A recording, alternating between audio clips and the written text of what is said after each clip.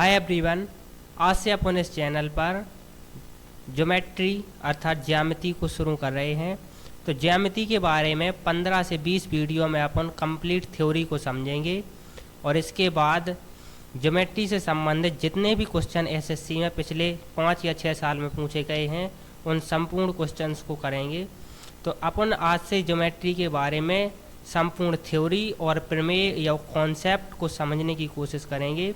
और मेरा ये दावा है कि यदि आपने इस 15 से 20 वीडियो को देख लिया तो ज्योमेट्री के बारे में ऐसा कोई भी कॉन्सेप्ट नहीं बचेगा जो आपको नहीं पता होगा, और ज्योमेट्री के बारे में इससे बाहर कोई भी क्वेश्चंस आपके एग्जाम में नहीं पूछा जाएगा। तो आज अपन ज्योमेट्री में कॉन्ग्रुएंसी ऑफ ट्रायंगल अर्थात सर्वांगसम त्रिभुज से स्टार्ट कर रहे हैं। तो आप यहाँ पर देखना मेरे भाई कि दो त्रिभुज एक दूसरे के सर्वांगसम कब होते हैं। तो जस्ट अ सेकेंड,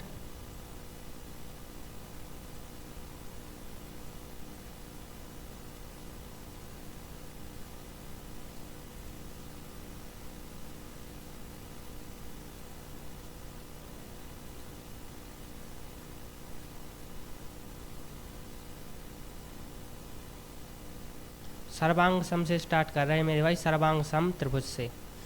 तो मेरे भाई जैसे मैंने यहाँ पर आपको दो त्रिभुज बना के दिए, ये त्रिभुज है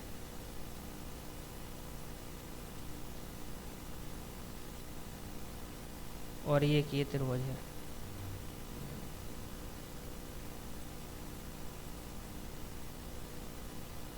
और मैंने आपको इसमें बोला कि ये त्रिभुज है ए बी और सी, और ये त्रिभुज है पी क्यू और आर। इसके अलावा मैंने बोला कि मेरे भाई जो कोण ए है मेरे भाई वो बराबर है कोण पी के, और जो कोण बी है मेरे भाई वो बराबर है कोण सी के। इन जस्ट अ सेकेंड, कोण सी नहीं, यहाँ पर जो कोण बी है मेरे भाई वो बराबर है कोण क्यू के, और जो कोण सी है मेरे भाई वो बराबर है कोण आर के। इसके अलावा मैंने बोला कि जो ए बी की लंबाई है मेरे भाई वो पी क्यू के बराबर है, और जो ए सी की लंबाई है मेरे भाई वो पी आर के बराबर है, और जो बी सी की लंबाई है मेरे भाई वो क्यू आर के बराबर है। अर्थात इस त्रिभुज के तीनों कोण इस त्रिभुज के तीनों कोणों के बराबर है मेरे भाई, और इस त्रिभुज की तीनों भुजाएं इस त्रिभुज के तीनों भुजाओं के बराबर हों। तो जब भी दो त्रिभुज के तीनों कोण और तीनों भुजाएं दूसरे त्रिभुज की तीनों कोण और तीनों भुजाओं के बराबर हों तो इस प्रकार के त्रिभुज को कहते हैं सर्वांगसम ऑफ त्रिभुज अर्थात कॉन्ग्रुएंसी ऑफ ट्रायंगल। तो कॉन्ग्रुएंसी ऑफ ट्रायंगल में बेसिकली क्या होता है कि उनकी जो तीनों भुजाएं और तीनों कोण होते हैं वो एक दूसरे के बराबर होते हैं। तो मेरे भाई ये तो रही सर्वांग समता की परिभाषा। अब अपन जानेंगे कि सर्वांग समता के नियम क्या हैं जिसके द्वारा अपन बता सकते हैं कि कोई भी दो त्रिभुज एक दूसरे के सर्वांग सम कब होगा। तो मेरे भाई चलिए अपन सर्वांग समता के पहले नियम को देखते हैं। तो मेरे भाई जो पहला नियम है सर्वांग समता का उसको कहते हैं मेरे भाई एस एस एस का नियम।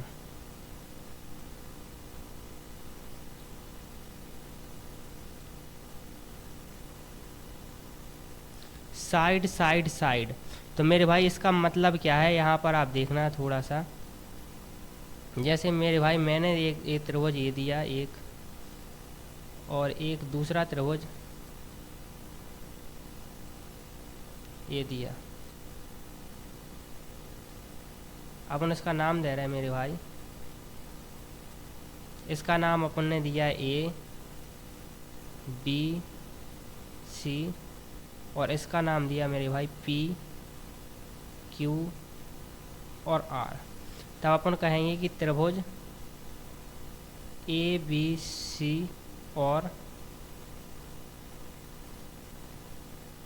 पी क्यू आर में यदि ए बी की लंबाई मेरे भाई पी क्यू के बराबर है, जो ए बी की लंबाई है मेरे भाई वो पी क्यू के बराबर हो, जो मेरे भाई ए और सी की लंबाई वो पी और आर के बराबर हो,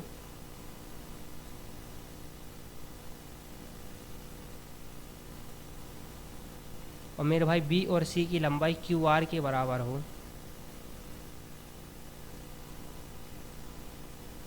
बी सी की लंबाई क्यू आर के बराबर हो, तो अर्थात एक त्रिभुज की तीनों भुजाएं दूसरे त्रिभुज की तीनों भुजाओं के बराबर हो, तब यदि ऐसी स्थिति बने तब अपन कह सकते हैं मेरे भाई, तब अपन कह सकते हैं कि जो त्रिभुज मेरे भाई ए बी सी होगा,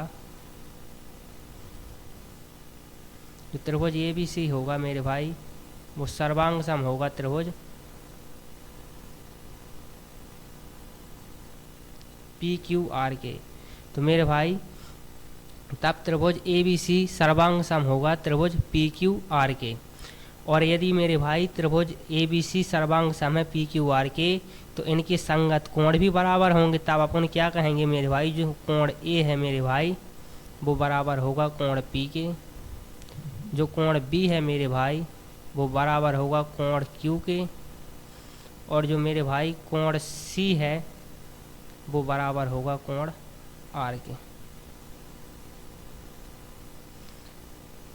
तो बेसिकली यदि किसी त्रिभुज की तीन भुजाएं दूसरे त्रिभुज की तीनों भुजाओं के बराबर हों, तब वे त्रिभुज एक दूसरे के कॉन्ग्रेंट या सर्वांग सम होंगे, और इस सर्वांग समता के नियम को एस का नियम कहते हैं, side side side कॉन्ग्रेंसी of law कहते हैं। तो यदि किसी त्रिभुज की तीन भुजाएं दूसरे त्रिभुज की तीन भुजाओं के बराबर हों तो वो त्रिभुज एक दूसरे के सर्वांग सम होते हैं।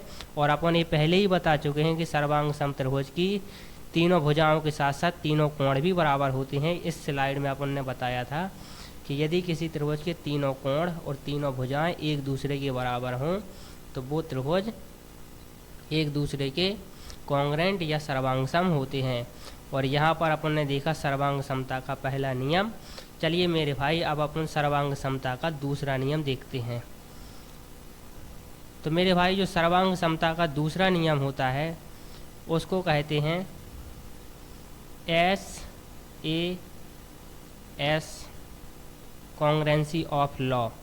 तो इससे किस प्रकार समझ सकते हैं मेरे भाई, यहाँ पर भी अपन को दो त्रिभुज बनाने पड़ेंगे, एक त्रिभुज ये है और एक त्रिभुज ये है मेरे भाई। अब अपन इसका नाम भी, इसे अपन ने नाम दिया ए बी सी, और इसे नाम दिया मेरे भाई पी क्यू आर। तो अपन ये कहेंगे कि त्रिभुज ए बी सी और त्रिभुज पी क्यू आर में मेरे भाई यदि अपन को कहा जाए कि जो कोण ए है मेरे भाई वो बराबर है कोण पी के, तो अपन ये लिखेंगे कि जो कोण ए है मेरे भाई वो बराबर है कोण पी के। इसके अलावा अपन से कहा जाए कि जो ए बी की लंबाई है मेरे भाई वो बराबर है पी क्यू की लंबाई के। इसके अलावा जो ए सी की लंबाई है मेरे भाई वो बराबर है मेरे भाई पी आर के। तो बेसिकली यदि किसी त्रिभुज का एक कोण और दो भुजाएं एक दूसरे के बराबर हों, यदि किसी त्रिभुज की दूसरे त्रिभुज से एक कोण और दो भुजाएं बराबर हों मेरे भाई, एक कोण और दो भुजाएं बराबर हों, तब भी वह त्रिभुज एक दूसरे के कॉन्ग्रेंट या सर्वांग सम होंगे। तो अपन ये लिखेंगे कि जो त्रिभुज ए बी सी है मेरे भाई,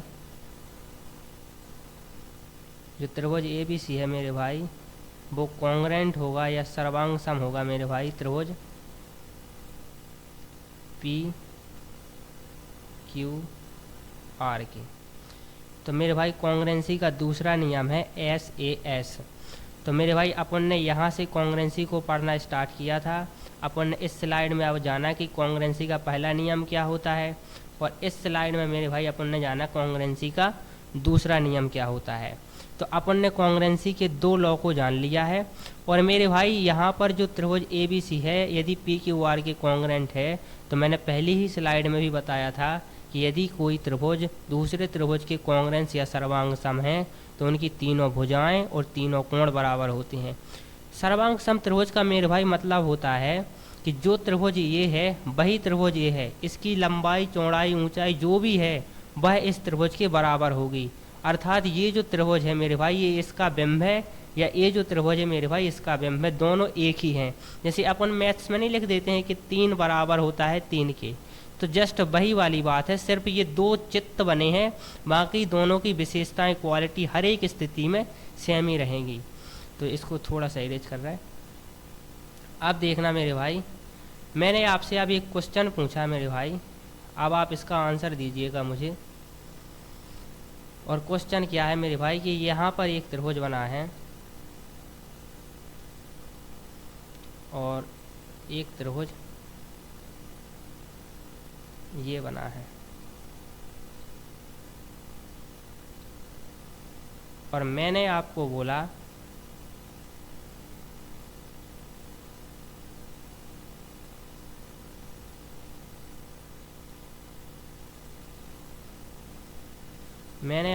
इसको नाम दे रहे हैं मेरे भाई ए बी सी, और इसका नाम है P Q are.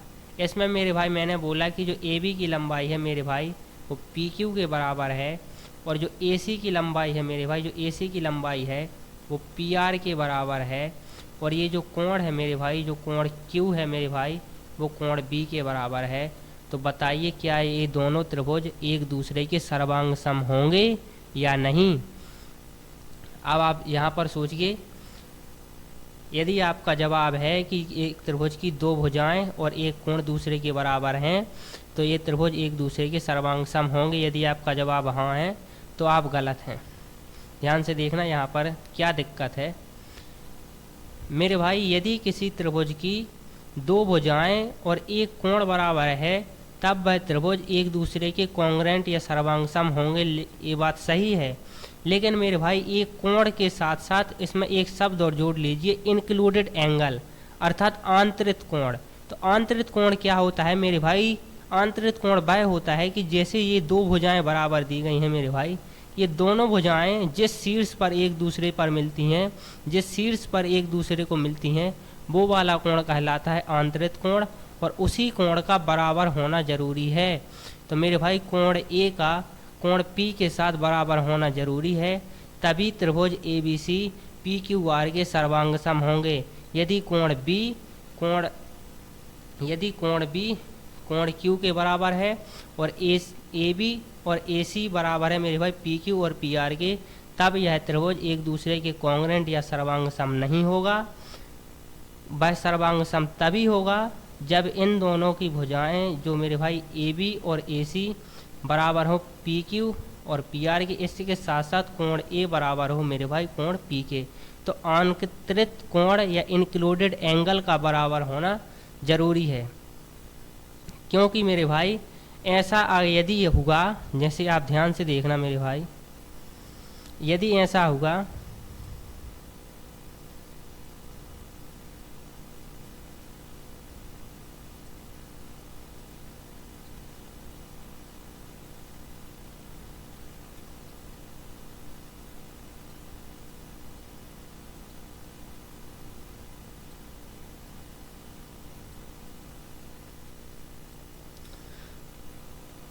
Just a second, जैसे मेरे भाई आप यहाँ पर ध्यान से देखना कि मैंने बनाया एक त्रिभुज, ये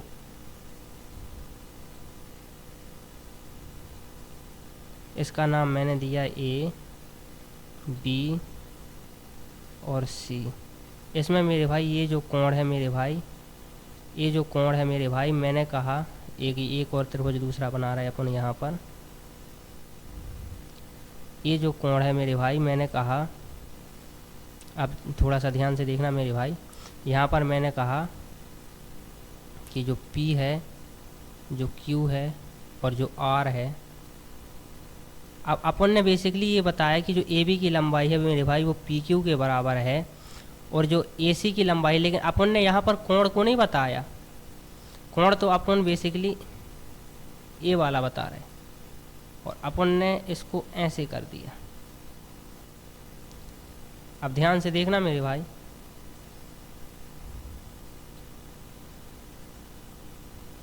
थोड़ा सा आपको समझाने में दिक्कत हो रही क्योंकि मैं त्रिभुज नहीं बना पा रहा हूँ।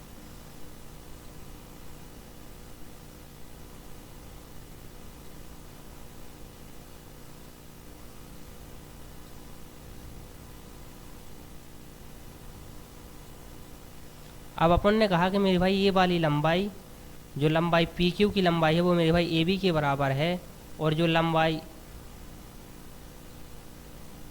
PR की है मेरे भाई वो AC के बराबर है, और ये जो कोण है मेरे भाई, जो कोण B है मेरे भाई वो कोण Q के बराबर है। तो क्या मेरे भाई जो ये कोण है मेरे भाई, जो कोण P है, अपन इसको फिक्स कर पा रहे हैं क्या कोण A के बराबर?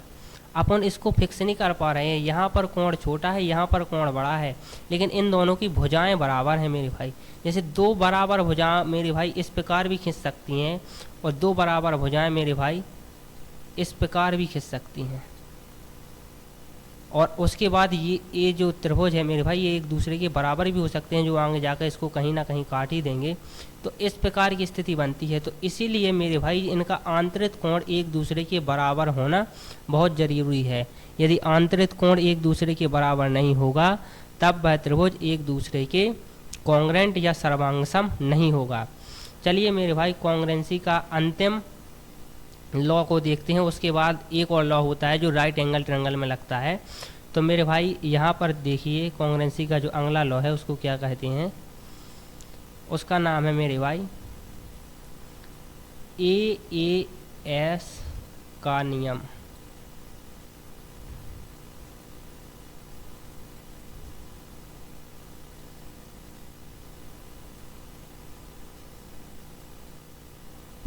अब आप ध्यान से देखना मेरे भाई मैं क्या कहना चाह रहा हूँ।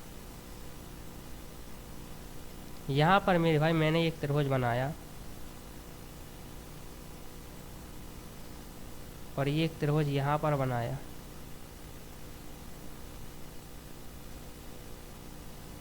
और इसका नाम अपन ने दिया मेरे भाई ABC, और इसका नाम दिया मेरे भाई PQR। और इसमें अपन ने बता दिया मेरे भाई जो QR की लंबाई है वो BC के बराबर है, और जो कोण B है मेरे भाई वो कोण Q के बराबर है, और कोण जो C है मेरे भाई वो कोण R के बराबर है। तब अपन लिखेंगे त्रिभुज ABC और त्रिभुज PQR में यदि मेरे भाई कोण B बराबर कोण Q है, कोण C बराबर मेरे भाई कोण R है, तथा BC की जो लंबाई है मेरे भाई वो बराबर है QR के। यदि इस प्रकार की स्थिति बने कि किसी त्रिभुज के दो कोण दूसरे त्रिभुज के दो कोण के बराबर तथा उनकी एक भुजा दूसरे त्रिभुज की एक भुजा के बराबर हो, तब वह त्रिभुज, तब भी दोनों त्रिभुज एक दूसरे के कॉन्ग्रेंट या सर्वांगसम होते हैं। तब अपन कहेंगे कि जो त्रिभुज मेरे भाई ABC है वो सर्वांगसम है मेरे भाई त्रिभुज PQR के।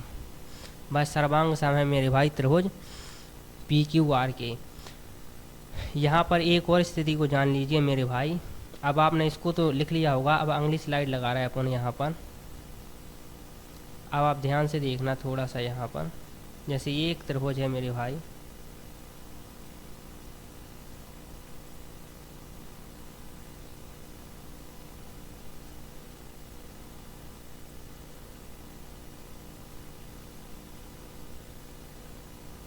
और ये एक त्रिभुज है, इसका नाम दिया मेरे भाई ABC, और इसका नाम दिया मेरे भाई पी क्यू आर। और मैंने ये बोला मेरे भाई कि जो बी सी की लंबाई है मेरे भाई वो क्यू आर के बराबर है, और जो कोण बी है मेरे भाई वो कोण क्यू के बराबर है, और कोण ए जो है मेरे भाई वो कोण पी के बराबर है। तब यह त्रिभुज एक दूसरे के कॉन्ग्रेंट या सर्वांग सम होगा या नहीं होगा। तो आप पहले इसका जवाब सोचिए, और यदि आपका जवाब नहीं है तो आप गलत हैं। ये त्रिभुज जो ए बी सी है मेरे भाई वो इस स्थिति में भी त्रिभुज पी क्यू आर के कॉन्ग्रेंट या सर्वांग सम होगा, कॉन्ग्रेंट या सर्वांग सम होगा, क्योंकि मेरे भाई त्रिभुज की तीनों कोणों का योग जो होता है मेरे भाई 180 अंश होता है। तो यदि अपन ने इसको माना x, तो ये तो अपन ने बराबर ही दिया है तो ये भी x होगा, और इसको अपन ने y माना तब ये y ही होगा मेरे भाई। तब जो ए वाला कोण है मेरे भाई, जो ये वाला कोण है ये 180 माइनस एक्स प्लस वाई होगा, और ये भी मेरे भाई 180 minus x plus why he होगा। तब इस स्थिति में मेरे भाई जो जो कोण x है वो x के बराबर होगा, और जो कोण c है मेरे भाई, जो कोण c है मेरे भाई वो कोण r के बराबर होगा। अर्थात त्रिभुज की यहाँ पर मजबूरी हो जाती है कि यदि दो कोण एक त्रिभुज के दूसरे त्रिभुज के बराबर हों तब तीसरा कोण भी त्रिभुज का दूसरे त्रिभुज के बराबर होता ही है। तब ऐसी स्थिति में यदि किसी त्रिभुज की एक भुजा भी यदि बराबर दी जाए और कोई से भी दो कोण दूसरे त्रिभुज के बराबर दिए जाएं, तब वह त्रिभुज एक दूसरे के कॉन्ग्रेंट या सर्वांगसम होता है। इसमें कहीं कोई संदेह नहीं है। तो सिर्फ एस ए एस में मेरे भाई दिक्कत होती है। सिर्फ एस ए एस अर्थात side angle side कॉन्ग्रेंसी of law में अपन को देखना पड़ता है कि जो कोण है मेरे भाई वो आंतरिक होना चाहिए, इंक्लूडेड होना चाहिए। बाकी के जो दो नियम है मेरे भाई, जैसे साइड साइड साइड है, उसमें तो कोई दिक्कत ही नहीं है, लेकिन इसमें भी कोई दिक्कत नहीं है। यदि अपन को दो कोण बराबर हो और कोई सी भी एक साइड बराबर दी जाए तो वे दोनों त्रिभुज एक दूसरे के कॉन्ग्रेंस या सर्वांगसम होते ही हैं। चलिए मेरे भाई अब अपन कॉन्ग्रेंसी को राइट एंगल ट्रायंगल में देखते हैं, समकोण त्रिभुज में देखते हैं। तो समकोण त्रिभुज में मेरे भाई जैसे मैंने मेरे भाई यहाँ पर दिया एक समकोण त्रिभुज ये है,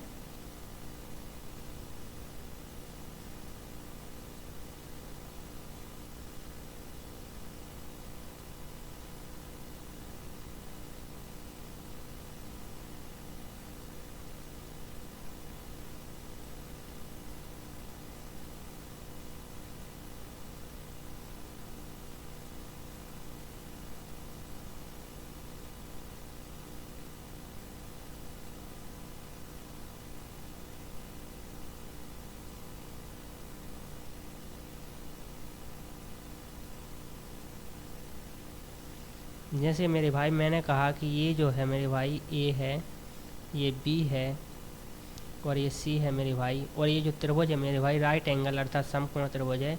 तो इसके लिए जो जो नियम होता है उसको कहते हैं R H H, right angle hypotenuse sides. तो मेरे भाई आर एच एस लॉ होता है ये। तो इसमें बेसिकली क्या डिफरेंस होता है आप यहाँ पर देखना, जैसे ये वाला कोण 90 है और ये वाला कोण 90 है, इसको नाम अपन दे रहे हैं पी क्यू आर। तो यदि इसमें ये कहा जाए मेरे भाई, यदि त्रिभुज ए बी सी और त्रिभुज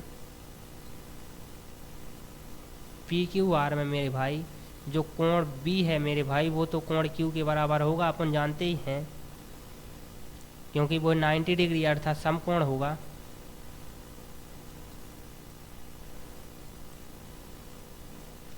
और इसके अलावा अपन से कहा जाए कि जो AC की लंबाई है मेरे भाई वो PR के बराबर है।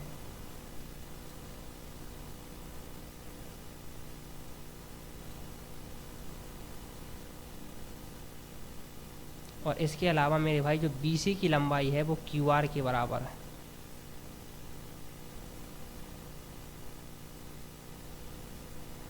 जो BC की लंबाई है मेरे भाई वो QR के बराबर है।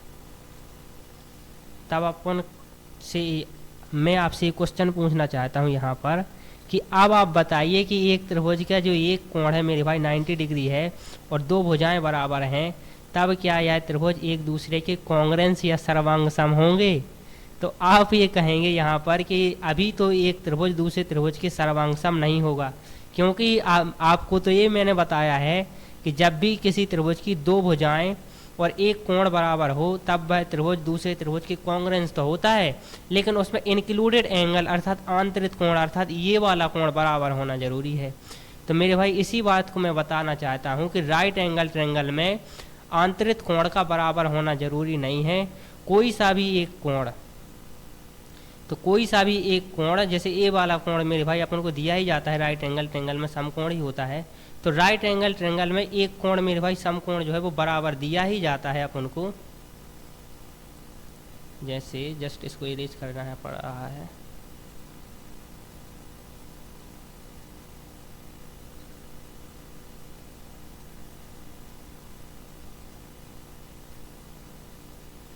कि जो मेरे भाई ये कोण है मेरे भाई ये हमेशा 90 डिग्री दिया रहता है।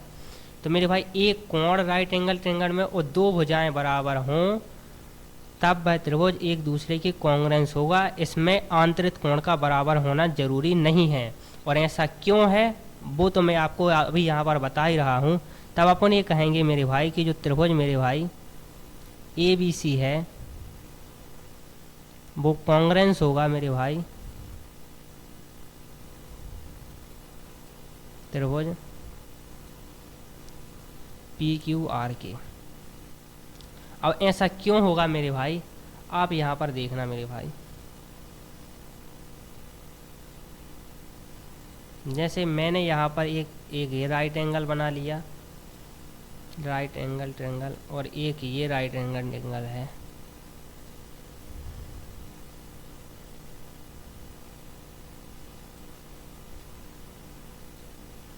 और इसकी लंबाई मेरे भाई जैसे अपन ने कहा कि जैसे ए लंबाई अपन को बराबर दी ही गई थी, तो ए लंबाई सपोज कर रहे ए थी और ए लंबाई सी थी।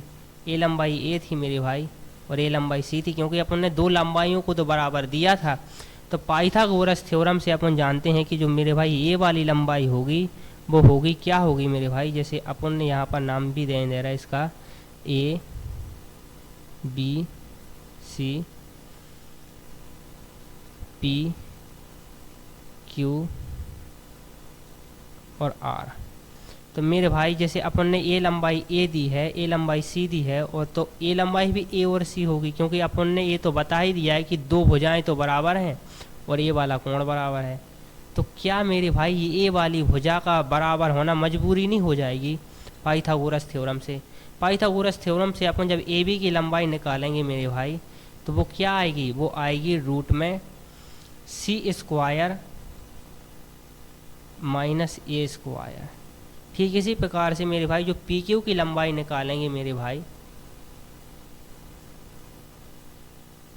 जो PQ की लंबाई निकालेंगे मेरे भाई वो क्या आएगी, तो वो भी मेरे भाई आएगी C² माइनस A²। तो क्या इस त्रिभुज की मेरे भाई जो तीनों भुजाएं हैं वो एक दूसरे के बराबर नहीं हो गई पाइथागोरस थ्योरम से मेरे भाई। पाइथागोरस थ्योरम से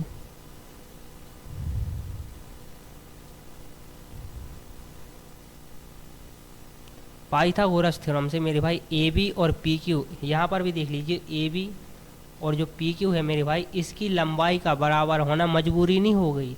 तो आप कहोगे बिल्कुल सही, यहाँ पर लंबाई का बराबर होना मजबूरी हो गया है त्रिभुज की, क्योंकि यह एक प्रॉपर्टी होती है कि जो राइट एंगल ट्रायंगल में कर्ण का स्क्वायर अन्य दो भुजाओं के वर्गों के योग के बराबर होता है। तो मेरे भाई अपन ने यहाँ से देखा कि जो AB है मेरे भाई वो बराबर होगा PQ के। तो अपन को देख भले यहाँ पर रहा हो कि जो कॉन्ग्रेंस हो रहा है वो S से हो रहा है, बेसिकली SAS के स्थान पर यहाँ पर SSS अर्थात साइड कॉन्ग्रेंसी ऑफ लॉ लग रहा है। तो राइट एंगल ट्रायंगल में एक अजीब सी स्थिति बनती है कि यदि दो भुजाएं दूसरे त्रिभुज की दो भुजाएं के बराबर हो और कोण तो बराबर 90 डिग्री होता ही है, तब भी वह त्रिभुज एक दूसरे के कॉन्ग्रेंस होता है। तो ये रही मेरे भाई सर्वांग समता के बारे में कंप्लीट जानकारी। अब अपन अगले जो वीडियो आएगा मेरे भाई उसमें अपन सिमिलैरिटी को पढ़ेंगे और सिमिलैरिटी के बारे में कंप्लीट थ्योरम को जानेंगे। मेरे भाई सिमिलैरिटी ज़्यादा इम्पोर्टेंट है कॉन्ग्रुएंसी से, क्योंकि सिमिलैरिटी से ज़्यादा क्वेश्चन बनते हैं। तो अगला जो वीडियो है मेरे भाई वो सिमिलैरिटी का आने वाला है।